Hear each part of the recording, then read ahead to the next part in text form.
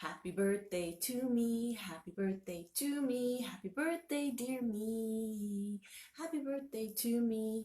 I'm gonna make a wish and blow out the candle.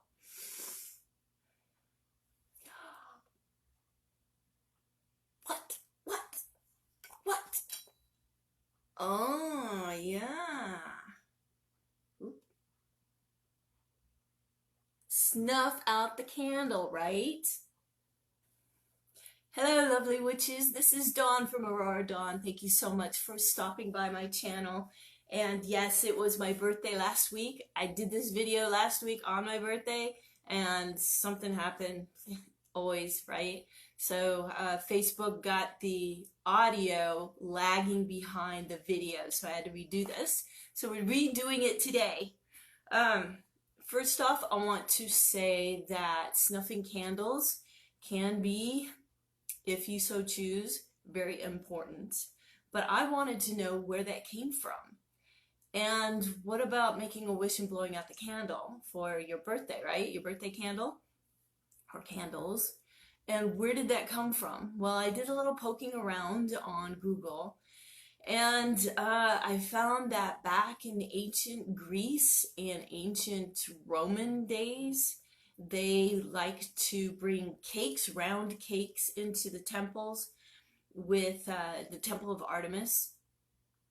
And they would put candles and light the candles, and they would represent the light of the moon, and the round cake would represent the moon.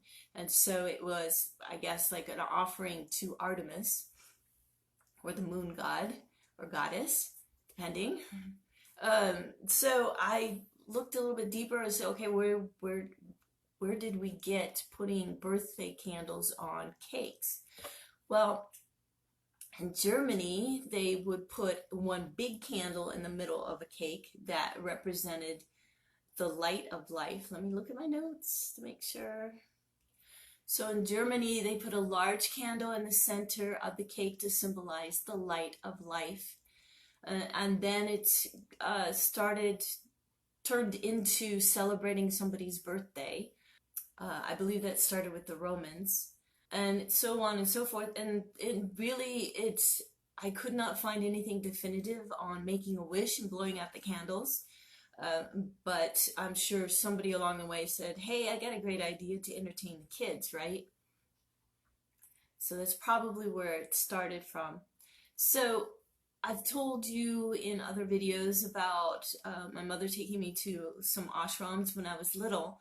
And when I was there learning about meditation and yoga and the masters of yoga masters, they also taught us that we needed to make sure that we snuff the candle.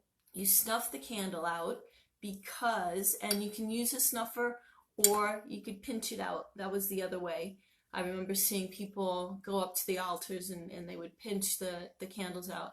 But it was because of the candle flame, the flame of fire, was an aspect of the deity Agni, and to blow out the candle flame was to be considered an insult to this deity, to this god.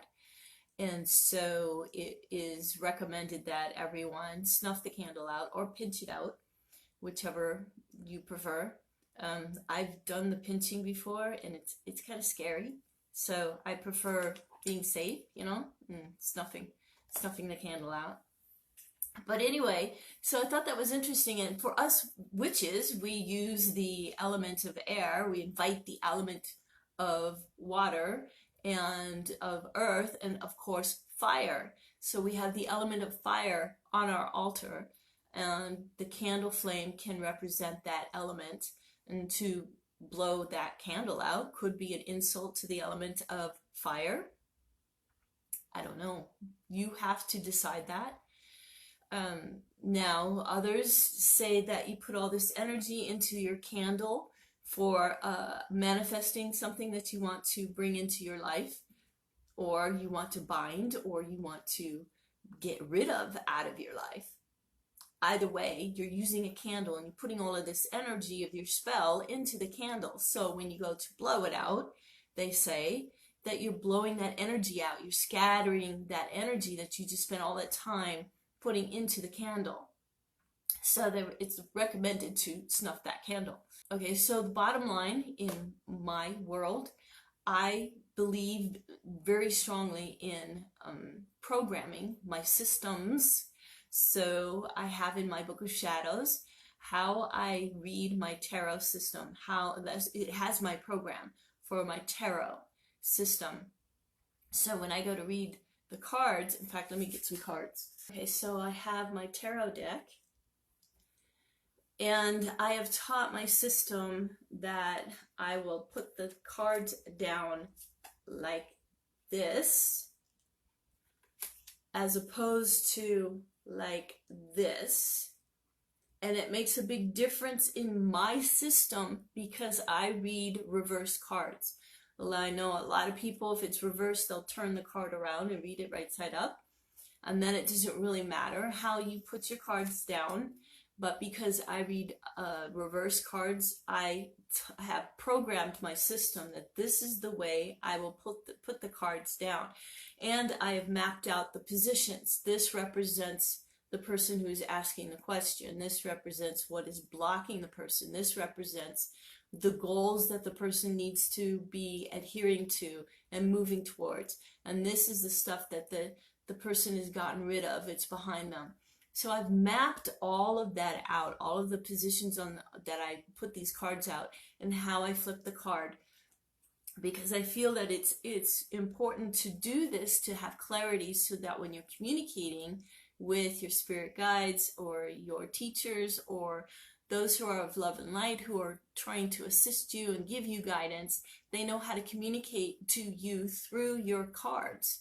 Because they know if you're going to read it reverse, they know what card to bring up and make sure it's upside down so that you do read it reversed. Does that make sense? Okay, dowsing system, same thing. You have your pendulum. You need to tell your system, this is yes and this is no. And this is how to answer certain questions, very specific questions, and get percentages and get levels of effects, and how effective is this bottle of vitamins on my health. Well, it's not very effective, so let me find another bottle of vitamins that is more effective. You need to find what works best for your body. So it's important to program the system. The same thing with your candles. Are you going to snuff your candles, or are you going to blow them out?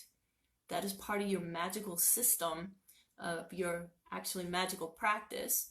These are things that you need to make sure your spirit guides and your teachers and your guardians and people who are coming in to help you, your ancestors and such, so that they can communicate with you and know what you're doing. When you do something, it means this, and it always means this, so that you have a commitment to your system. And that's what the Book of Shadows is really all about. It's your journal. This is how I'm doing this, and this is my results. This is why, and this is when I do it, how often I do it. It's very important to map all of that out. It's part of your communication with those on the other side who are trying to communicate with you. Hopefully that makes sense. Please comment below and let me know if that is something that makes sense to you and you're going to start incorporating, or maybe it doesn't. Maybe you prefer to just kind of wing it. That can work for some people too. Let me know though, because I'm very curious. And so I think that's all.